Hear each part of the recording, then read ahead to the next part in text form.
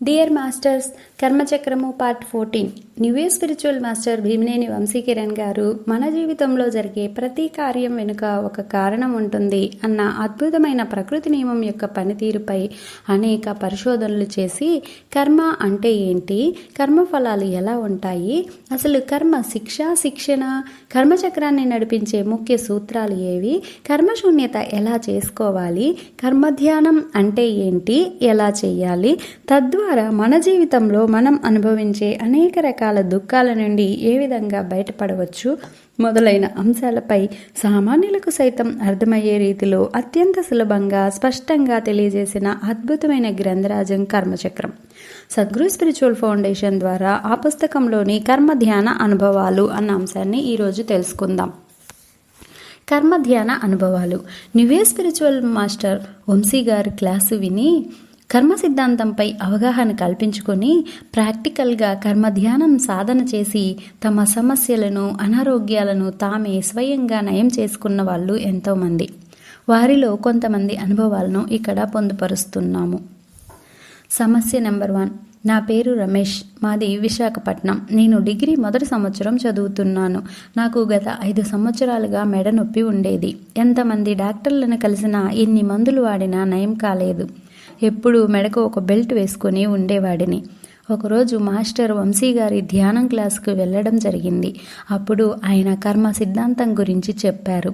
మనం ఏదైనా బాధను అనుభవిస్తూ ఉంటే దానికి గతకాలపు కారణం ఒకటి ఉంటుందని, దానిని మనం కర్మ ధ్యానం చేసి తెలుసుకోవచ్చునని చెప్పారు. నాకు అది ఎంతో నచ్చింది. తెల్లవారుజామున 3 గంటలకి లేచి కాసేపు ధ్యానం చేశాను. కళ్ళు తెరవకుండానే మనసులో, మాస్టర్స్, నేను మెడ నొప్పితో బాధపడుతూ ఉన్నాను. అంటే గతంలో ఎప్పుడో ఎవరినో బాధించాను కనుక దయచేసి గతంలో నేను చేసిన హింసను చూపించండి అని కోరుకొని మరికొంతసేపు ధ్యానం చేసి నిద్రపోయేవాడిని. అలా కొన్ని రోజులు చెయ్యగా నాకు 15వ రోజు ఒక కల వచ్చింది. నేను గతంలో ఒక కుక్కను ఒక దుడ్డు కర్రతో మెడ మీద కొట్టి చంపాను. అది ఎంతో స్పష్టంగా కనిపించింది. అది చూడగానే నాకు ఎంతో బాధ కలిగింది. నేను ఒక జీవిని గతంలో ఎంతో హింసించానని అర్థమైంది. తరువాత ధ్యానంలో కూర్చొని ఆ కుక్కను క్షమించమని కోరుకున్నాను. ఇంకెప్పుడు ఏ జీవిని హింసించను అని, మాంసాహారం తినను అని మనస్సులో ప్రతిజ్ఞ చేసుకున్నాను. ఎంత విచిత్రం అంటే 30 రోజుల తర్వాత నా మెడ నొప్పి మాయమయ్యింది. ఇది నిజంగా నా జీవితంలో జరిగిన ఒక పెద్ద మిరాకిల్. మాస్టర్స్కి మాట ఇచ్చినట్లు ఆ రోజు నుండి నేను మాంసాహారం పూర్తిగా మానివేశాను. సమస్య నెంబర్ 2. నా పేరు రాజేశ్వరి, మాది నెల్లూరు. నాకు గుండె జబ్బు ఉండేది. బైపాస్ సర్జరీ చేశారు. సుమారు 3 లక్షలు ఖర్చు అయ్యింది. కానీ ఇంకా సమస్య తీరలేదు. గుండె నరాలు పనిచేయడం లేదు. మరో 5 లక్షలు ఖర్చు ఉన్నది అన్నారు డాక్టర్లు. నాకు చావు తప్ప వేరే దారి దొరకలేదు. ఒకరోజు నెల్లూరు చిల్డ్రన్స్ పార్క్ పక్కన ఉన్న సాయిబాబా గుడిలో కూర్చుని ఎంతో వేదనతో, దిగులుతో సాయిని చూస్తూ ఉన్నాను. పక్కనే ఉన్న సాయి ధ్యాన మందిరం నుండి మైక్లలో మాటలు వినిపిస్తూ ఉన్నాయి.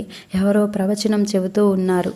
మనకెందుకులే అనుకుంటూ, బాబా నన్ను కాపాడు, కరుణించు అనుకుంటూ సాయి వైపే చూస్తూ కూర్చున్నాను. దానికి సమాధానం అన్నట్లు నిన్ను నీవే కాపాడుకోవాలి అంటూ గంభీర స్వరం మైకు నుండి వినిపించింది.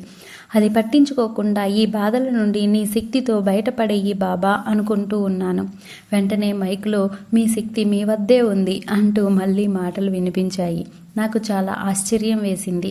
ఇతను ఎవరు, నా మనసు చదివినట్లే మాట్లాడుతున్నాడు అనుకుంటూ ఆ మందిరం వద్దకు వెళ్ళి అతన్నే చూస్తూ ఆ మాటలు వింటూ కూర్చున్నాను. అతని ప్రసంగం ధారాళంగా 1 గంట సేపు సాగింది. నన్ను నేను మైమరిచిపోయాను. అన్ని సమస్యలకు సమాధానాలు మన వద్దే ఉన్నాయి. మన వాస్తవాలకు మనమే సృష్టికర్తలం అంటూ చెప్పిన అతని మాటలు నాకు చాలా నచ్చాయి. అతను వంశీ మాస్టర్ అని తర్వాత తెలిసింది.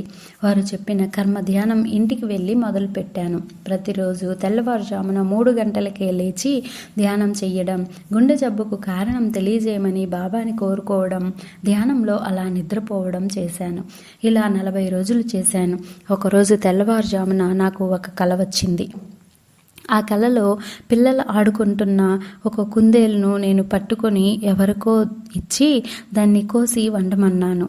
దాన్ని కోస్తుంటే దాని గుండె ఎంతో అందంగా కనపడింది. దాన్ని పీకి నా పిల్లలకు రుచిగా వండి పెట్టాను. వెంటనే మెలకువ వచ్చింది. అంటే గత జన్మలో ఒక కుందేలు బతికి ఉండగానే గుండెను పీకాను. ఎంత దారుణంగా ప్రవర్తించాను. నాకు గుండె జబ్బు దానివల్లనే వచ్చింది అని అర్థమయ్యింది. ఒక ప్రాణి యొక్క గుండెను నిర్దాక్షిణ్యంగా చిదిమేశాను. నా గుండె బాధ అనుభవిస్తున్న ప్రతిసారి గుండె యొక్క విలువ తెలుసుకోవాలని నేను గుండె జబ్బును ఇష్టపూర్వకంగా ఎంచుకు వచ్చానని నాకు నేను తెలియజెప్పుకున్నాను. తరువాత ధ్యానంలో కూర్చొని ప్రకృతికి క్షమాపణలు చెప్పాను. ఆ కుందేలును కళ్ళ ముందుకు తెచ్చుకొని మనస్ఫూర్తిగా క్షమాపణ కోరుకున్నాను. అలా కొంతకాలం గడిచాక డాక్టర్ దగ్గరికి వెళ్ళి పరీక్షించుకున్నాను. ఆయన, మీకు ఇక ఆపరేషన్ అక్కర్లేదు, మీ గుండె నరాలు పనిచేయడం మొదలుపెట్టాయి, మీరు మందులు వాడితే చాలు అన్నారు. నేను ఇప్పుడు ఆ మందులు కూడా వాడడం లేదు. ఆ గుండె నొప్పి ఎక్కడికి పోయిందో బాబాకి ఆత్మ ప్రణామాలు. వంశీ మాస్టర్కి శతకోటి కృతజ్ఞతలు. రేపటి భాగంలో మరికొన్ని కర్మధ్యాన అనుభవాలని తెలుసుకుందాం. ఇంతటి అద్భుతమైన ఆత్మ జ్ఞానాన్ని అందించిన వంశీ మాస్టర్ గారికి శతకోటి కృతజ్ఞత అభివందనాలు. Thank you.